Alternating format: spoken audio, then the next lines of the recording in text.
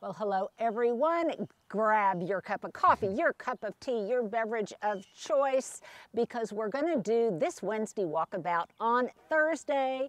Sorry, not sorry, because yesterday and the day before that, we had wasn't it the best rain ever? It was a lot of rain. A lot of rain, but it was a good soaking rain. Oh, yeah. It didn't come down in sheets like it normally does. And boy, has it freshened up the front garden. It's what I have been waiting for.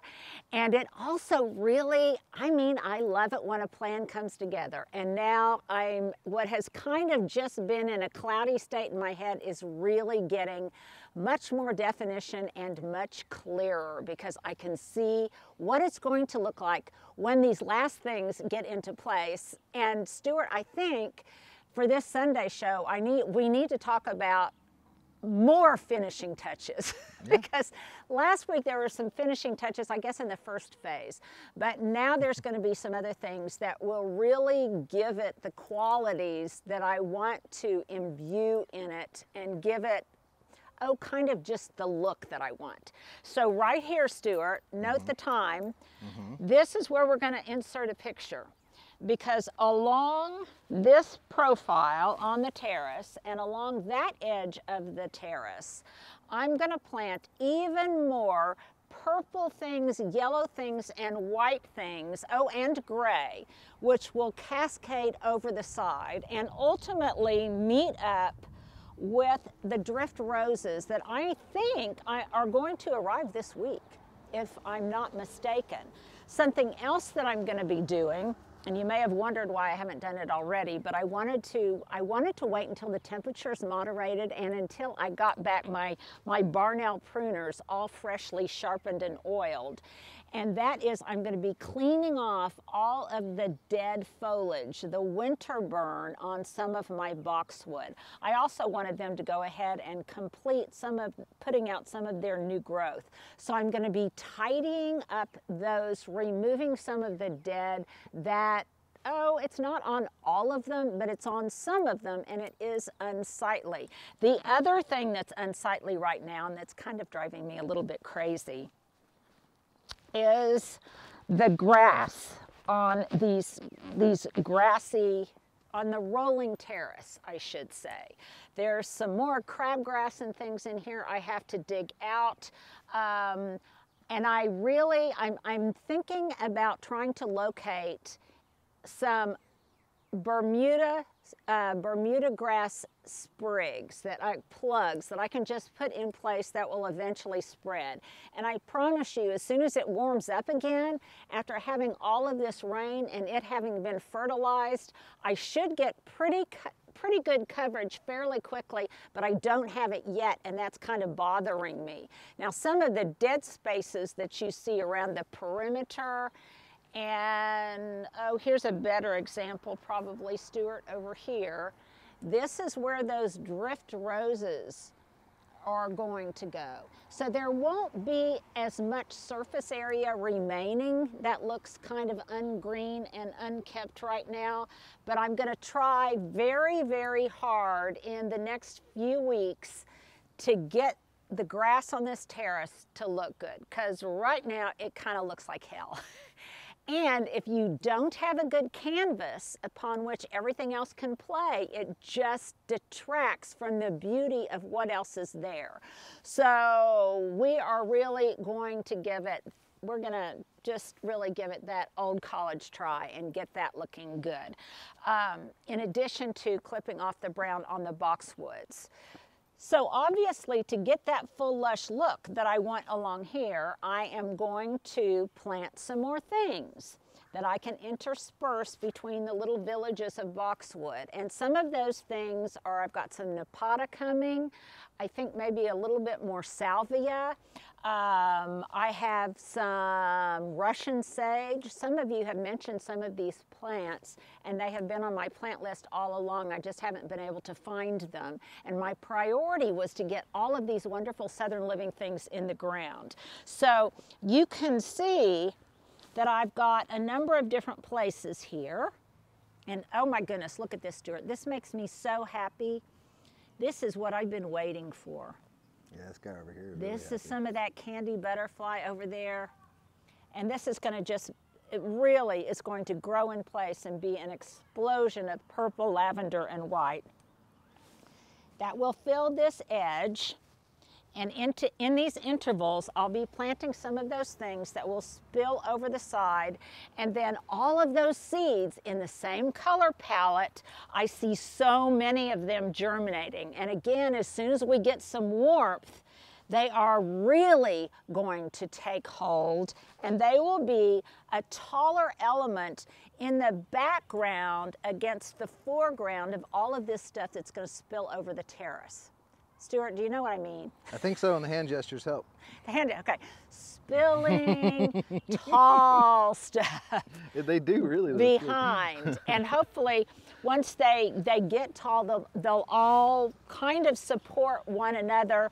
And then I'll have this alley of kind of gold Joseph's coat. This stuff will get huge, and it will flank both sides. Now, something else I'm going to be planting probably this weekend once the ground dries out enough. You may have noticed them before and wondered why I have not brought them to the front. And that is, I still have a little inventory. Actually, it's a big inventory because the boxwood balls in the back are very, very large. And I'm going to bring, I believe, 3 of them to the front yard, and I'm going to plant them in locations now that desperately are calling for some visual weight and for some evergreen presence so that the terrace won't look barren with just all of these deciduous plants in the winter. So, large boxwood ball number 1 is going to go right in here. And what I love about that is it will give visual weight to this side of the terrace. It will also be a gorgeous combination with these white wedding hydrangeas behind them. So they'll be blooming in white tufts behind this big evergreen orb. And then the villages, the evergreen villages, will grow up around them. So that will anchor this corner, which right now is not anchored. It will give it visual weight over here instead of looking like it just kind of, oh, I don't know, that it doesn't stop. I want your eyes to stop in approximately this location. The other area that I want it to stop in, and by the way, stay tuned to the end of this video, you guys, because I'm going to show you the new table. Stuart, I got a new table. I just zoomed right past it, so maybe I'll have to cover that up. Okay, we'll cover that up. But over here along the edge, in between those 2 tall Yopon hollies, I'm going to plant another large boxwood ball. And I think that will be beautiful in there. And again, we'll kind of anchor the space. And then a third one might be tucked right in here. I am a boxwood ball. and again, it will give it some weight. It might even move down there, I'm not sure. But something else that I've planted in here, you guys had suggested it, and fortunately, I was gifted a lot of it. I've got all sorts of asters in this autumn corner of the terrace. So in this autumn corner of the terrace, I now have some leucanthemum from Southern Living, some orange rocket barberry, some fire chief arborvitae, and then I'll have just lots of asters, which I anticipate will pretty much fill this space and look as if it's flowing down that side towards the east. I think that's going to be just brilliant. I've got a little bit of tall phlox in there too, in addition to all the little seedlings that are coming up. Now obviously I still have more stepping stones to get into place. I might be using, some of you suggested it, and I wanted to hold off till I could see if I was going to be using it elsewhere, but I think some of that, Stuart, you're laughing at me. I keep showing the table. You keep showing the table? Mm-hmm. Oh, sorry. Well, they can get a little hint. It won't hurt anything. And some of that brick I'm going to be using to kind of do stepping stones in and around here, but I am just thrilled beyond measure with all of the seedlings that I see coming up in here. So what now still looks a little bit rangy and a little bit messy is going to get a lot more structure to it once those last boxwood balls get into place. And I've actually ordered even a few more boxwoods because I want to make sure that I have good evergreen structure here. The reason I didn't put them in first was my priority was to get in my drifts of all of the southern living plants initially. Are you still laughing? I'm trying not to show the table. It's just funny to me. It's funny to me how hard it is. How hard it is? Maybe it's when you're standing right in front of it. Well, yeah. I thought, well, as always, I thought you were laughing at me. No, not this time. So, not this time, just every other time. No, you made me lose my train of thought. That's my fault. So, at any rate, it will look a lot better. It will just look a lot better. And if you don't believe me, then please buy a copy of The Elegant and Edible Garden because it might give me some street cred. If this now to you looks like it's in a state of messy flux, then look at The Elegant and Edible Garden because I've been doing it lately too to remember some of the effects of the vignettes and the plant combinations I had in there that really, really worked. And you'd think I wouldn't forget them, but I have. So you can, Stuart, we need to put in a link. You can go to just Amazon and Google, here's my commercial, Google Elegant and Edible Garden, but also my new gardening journal that's coming out that I so wish I already had a copy of so I could be adding all of this information to it. I have sprinkled, okay, let's go, let me back up just a little bit. Some of you have asked me, what are all of my components of what I have dubbed Lemon Lane? And my friend Kim Toscano, who also works with Southern Living Plants, she's going to draw up a diagram of this. But look at how fresh this looks now, because the Miss Lemonabilia is coming out more, as is all of the Lemon Lime Nandina, punctuated by some of this Joseph's coat in the front. If I wanted, I could do another layer over here of that Golden Sunshine Ligustrum, but I'm going to hold off on that for a little bit because I anticipate other things coming up in here. Now here's another one of those finishing touches. I need to finish mulching this area in here so that it looks cohesive all the way back to the corner as it goes down the walkway on the side. And I will be doing that. I still have to do the brick throw rug over here in front of the hollies, and we're gonna get on that. But again, I was happy that work had to come to a temporary cease because of the rain. Do I sound a little bit giddy? It's pretty awesome. It is just wonderful. The trees are doing great. The other thing that I love is that down towards the street, Stuart. Uh-oh, it's just over there. One sec. I'm going to, at least for the moment, I'm going to take off those watering donuts because I think we've gotten enough moisture and we still have some on the horizon that I don't need those down there right now, and they don't look very nice. So I'm going to be doing that. I also have some more topiaries in the back, tall topiaries that are going to be coming to the front. And wow. I've showed them to you before, but I'm so proud of these little baby darlings and how they're growing up because they're getting so big. I'm going to prick out these foxglove here, and I'm going to be putting those in a drift on the west side, and I'll be showing you that a little bit later. Here's another one of those boxwoods. She just ignores the topiary in the middle. I'm not. I know you're not ignoring it, no, but we got to show everybody. It's a sweet little topiary. I mean, this you're not one, visually acknowledging it. This one started. This one started from a cutting. It's really cool. This one started from a cutting. Now, somebody made the comment that the window box looked like a messy jungle. And right now it kind of does.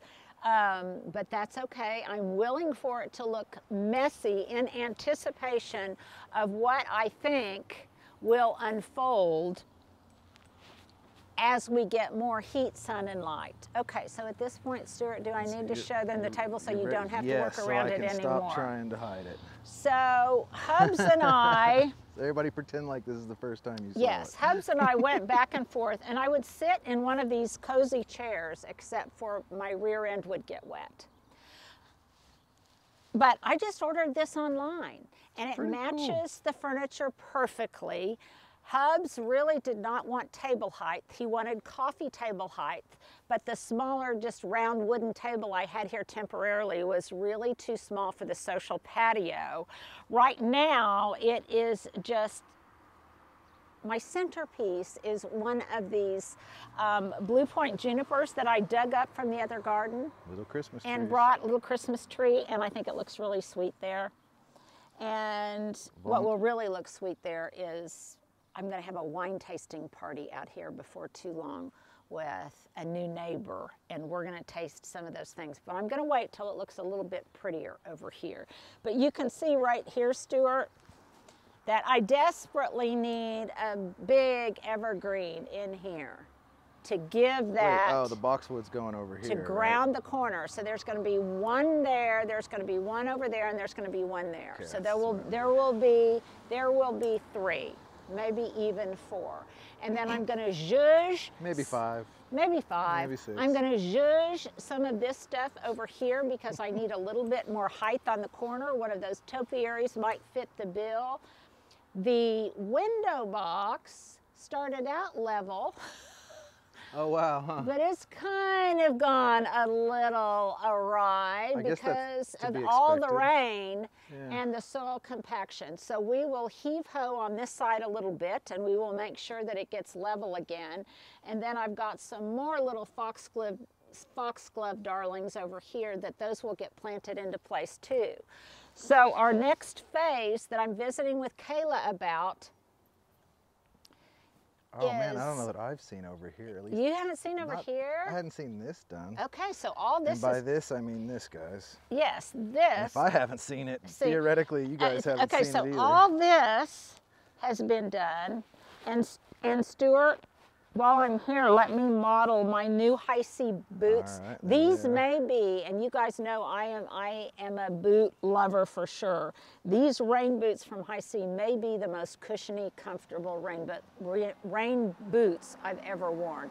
They are absolutely wonderful. And better than that, in a couple of weeks, we're going to do another LV Live, and we're going to give away a pair of these High C boots. So just FYI. But this little walkway here. Yeah, that looks good. It looks great, doesn't it? I love, love, love this mixture of the gravel with the Happy Grow. And I need to finish mulching over here and finish planting over here. Guys? What do we have over here?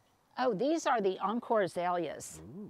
These are, and I think this is going to be just brilliant. These are the carnation pink ones here, and I believe. And over here I planted Moonlight in the foreground with Moon Dance hydrangeas in the background, which will get a little bit taller than the White Wedding and will be gorgeous in bloom in front of these arborvitae that I decided to keep here. Oh, I thought you wanted. I was going to move them, but then I decided to keep them, and I'm glad I did. And kudos to Kayla, because this dry riverbed that we put in here of this gravel, it worked brilliantly for all of the heavy rain and the sheets of rain that came off. Right, huh? We did a test and it looked absolutely great. So you can see what we've done, what we haven't done. None of these stepping stones will stay here exactly. They will be positioned on a more level basis. We need to do a little bit of support over here, but that is coming up in the next phase. But just look through there, Stuart. Doesn't it look so pretty? And it's not even sunny out. It's cloudy. Walk through it and we'll see a pretty scene. So we'll walk through it. All right, let's see here. Back up. All right. No, it looks good. Yeah, it looks really, really good. And pretty soon we will be sitting out here in the sun. And then once I feel like I need an umbrella, that umbrella will probably, depending on what time of day it is, will probably be positioned around in here on an umbrella stand. but for right now, I don't need it because it's so beautiful and cool out. We've still got a few little details left on, you can see how these are here and kind of unsightly. We've got a few little details like that of things that need to be hidden in the irrigation system. But look here, look at these new buds on this pineapple guava. And no, someone asked me, can I keep these in? And no, I will not be able to keep these in. I will take them out in the winter time, but the euonymus will stay. I think I'm probably going to cut back this this fern and let it kind of get another start over. So yes, it does look a little bit like a jungly mess, but I can see, can you guys see it? I can see in my head how once all of this color starts spilling out and grows up behind it, it's going to be brilliant. So Stuart, do we need to apologize again for our late Wednesday walkabout on Thursday? I think everybody understands. Well, I just hope that if you have been dry, that you guys got some rain like I did here at the cottage on the hill.